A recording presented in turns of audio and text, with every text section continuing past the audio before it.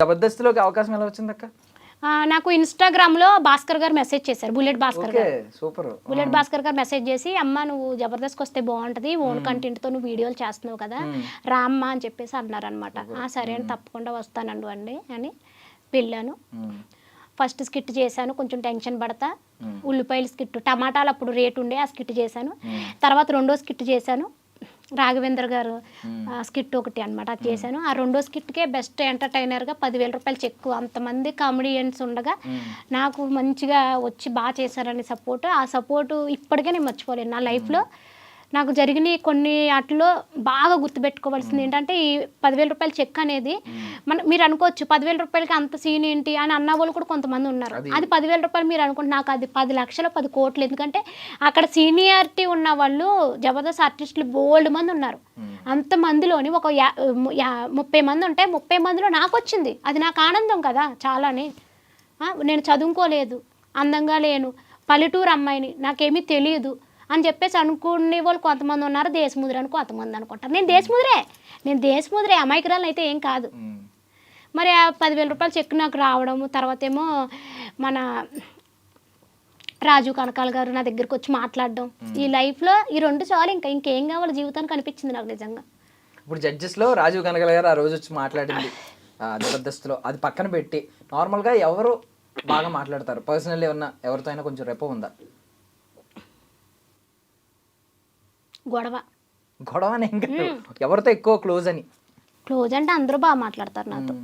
కృష్ణ భగవాన్ గారు బాగా మాట్లాడతారు. కృష్ణ భగవాన్ గారు ఎలాగో మన సైడ్ డైలాగులే, మన సైడ్ ఆయన అయినా కూడా అందరికీ సపోర్ట్ చేస్తారు. నేను అనేది డైలాగులు కూడా సింక్ అవుతాయేమో కొంచెం. బాగా మాట్లాడతారు ఆయన, భలే మాట్లాడతారు. అవును.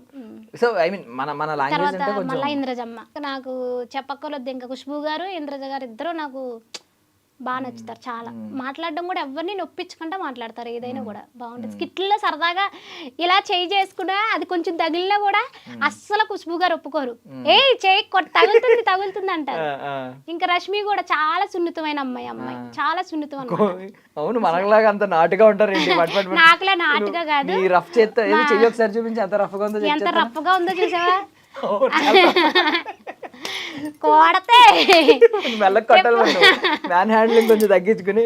పాపం రష్మి వచ్చి చాలా సున్నితమైన అమ్మాయి, అసలు ఊరికే ఎమోషనల్ అయిపోద్ది తెలుసా, చాలా మంచి అమ్మాయి.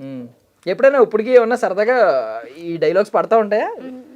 సుధీర్ లేకపోయినా సుధీర్ డైలాగ్స్ పడతా ఉంటాయి అన్న, ఈ డైలాగ్ వేస్తా ఉంటారా? నేను ఎప్పుడే బయటకు వెళ్ళినప్పుడు కూడా నన్ను అడుగుతా ఉంటారు, అరే సుధీర్ రశ్మిని పెళ్లి ఎప్పుడు అని అడుగుతున్నారా? నన్ను అడుగుతారు, నువ్వు పోయినప్పుడు రా అంటాను. ఒక్కసారి అడిగితే పర్లేదు, అందరూ అడుగుతారు. ఇప్పుడు చాలా మందికి నిజంగా డౌట్ ఉంది కదా, నిజంగానే వాళ్ళిద్దరు ఐ మీన్ ఆ లవ్ ట్రాక్ అనేది చాలా ట్రెండ్ అయింది. వాళ్ళిద్దరికి లవ్ ట్రాక్ నడిచింది కదా, నేను వెళ్ళక ముందు నడిచింది. నేను వెళ్ళక ముందు అంటే అక్కడ ఏం జరిగిందో నాకు తెలియదు. నేను ఇప్పుడు వెళ్ళాక అక్కడ అబ్బాయి లేడు, ఈ అమ్మాయి ఒకదే ఉంది. వాళ్ళు వీళ్ళు చెప్పిన మాటలే తప్ప నేను చూసింది ఏమి లేదు కదా. చూసింది ఏమి లేదు, నేను ఎలా చెప్తాను? వాళ్ళ మాటలు వీళ్ళ మాటలు నేను ఎలా చెప్తాను? నేను అక్కడ ఉండి చూస్తే వాళ్ళిద్దరికి లవ్వింగ్ ఉందా లేదా అని చెప్పేదాన్ని. నేను వెళ్ళిన కానీ అబ్బాయి అమ్మాయి దగ్గరికి రాలేదు, షోలో లేడు కదా. నువ్వు లేదని చెప్పట్లేదు కానీ నాకు తెలియదు. నాకు తెలియదు, లేదని ఎలా చెప్తాను? నేను చూడలేంది, నాకు తెలియదు కదా. తెలియదు కాబట్టి తెలియదు.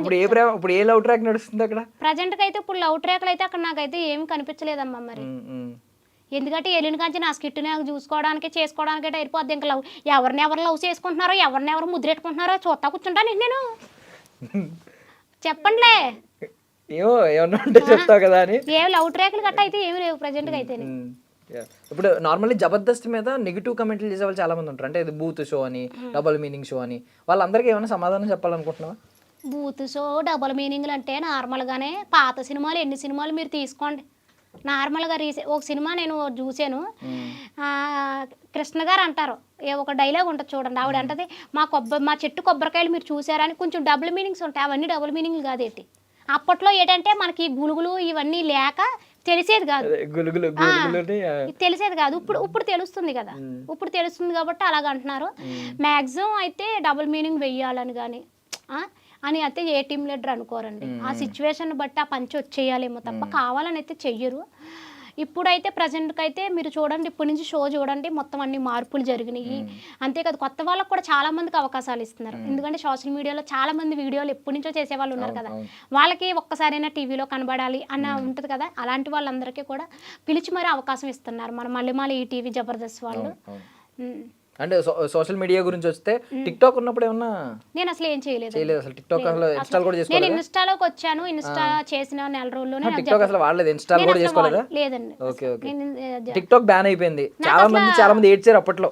టిక్ టాక్ బ్యాన్ అయిపోయింది. ఇప్పుడు ఇన్స్టాగ్రామ్ వచ్చింది, ఇన్స్టాగ్రామ్ ఇంత మందిని ఇంత పెద్ద పెద్ద స్థాయికి తీసుకొచ్చింది, చాలా మందికి లైఫ్ ఇచ్చింది ఇన్స్టాగ్రామ్. ఇప్పుడు సడన్ గా ఇన్స్టాగ్రామ్ రేపు పొద్దున్న ఎప్పుడొకప్పుడు బ్యాన్ చేసాం అని అంటే ఏంటి పరిస్థితి? పేడ వదిలిపోద్ది. అదేంటి ఇప్పుడు అంటే ఇప్పుడు నా వీడియోలు పోనీ మొత్తం మీరు చూసారు ఇన్స్టాగ్రామ్ లోని? చూసాను. చూసారా చూడలేదా? చూసాను. మొత్తం వీడియోలన్నీ అవును అదేంటి ఏమైంది? ఏమైందంటే డిలీట్ చేసామో అన్ని అనుకున్నాను. నేను డిలీట్ చేస్తానా పాడా? అన్ని అంత యూస్ వెళ్ళిన వీడియోలు నేను ఎందుకు డిలీట్ చేస్తాను? అన్ని ఇప్పుడు జబర్దస్త్కి వెళ్ళిన తర్వాత ఏమన్నా పాత వీడియోలు వద్దని చెప్పి ఒక 5-6 ఉంచుకున్నావు? లేదమ్మా, నేను వీడియోలు చేస్తాను కదా, ఇప్పుడు నాతో ఎవరైనా వర్క్ చేసిన ఎవరైనా ఆడపిల్లలు ఉంటారా, అక్క అని పలకరించగానే వాళ్ళతో ప్రేమగా పలకరించేస్తాను.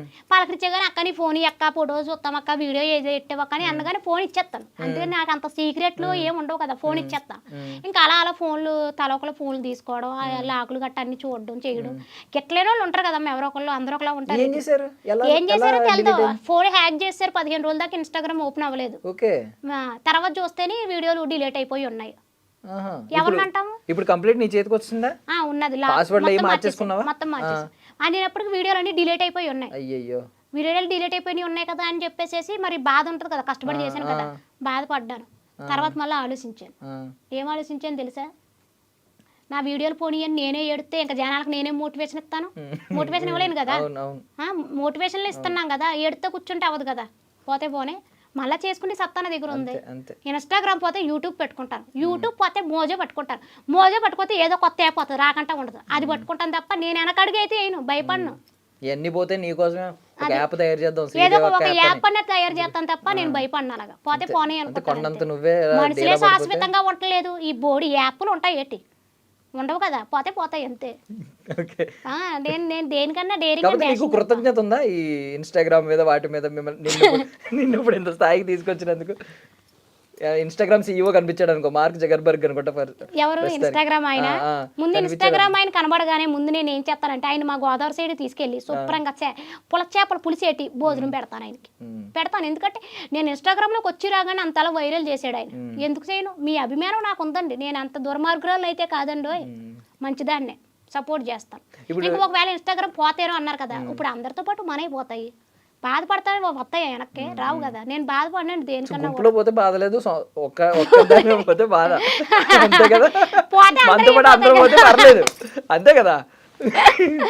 ఏదో స్వామి మనతో పాటు పోవాలన్నట్టు నేను అలా అనట్లేదు. అదే ఇందాక చాలా బాధ వేసింది, అన్ని పోయినాయి అని. పోతే అందరూ పోతాయి. నాది వీడియో పోయిందని నేను బాధపడలే, ఏడవలేదు. సరే మళ్ళీ కంటెంట్ ఇచ్చే సత్తా ఉన్నప్పుడు ఎందుకు బాధపడాలి? నీ కంటెంట్ చాలా మంది ఇప్పుడు ఎంతమంది ఆదరిస్తాం, నీదంతా మాట ఎటకారం, ఎక్స్ప్రెషన్స్, అద్భుతమైన ఎక్స్ప్రెషన్స్ ఇస్తావు. ఏ పాటగా లైవ్లో కూడా తెలుసు నీకు, అంత అద్భుతమైన ఎక్స్ప్రెషన్స్ ఇస్తావు. సో అన్నీ బాగున్నాయి. నీకు నచ్చని కంటెంట్ ఎవరైనా అనిపిస్తుందా? కొన్ని కంటెంట్ అంటే శృతి మించుతున్నట్టు, వ్యూస్ కోసం ఇలాగా శృతి మించి చేస్తున్నా. నేను వ్యూస్ కోసం అంటూ నేను ఇప్పటిదాకా ఏది చేయలే.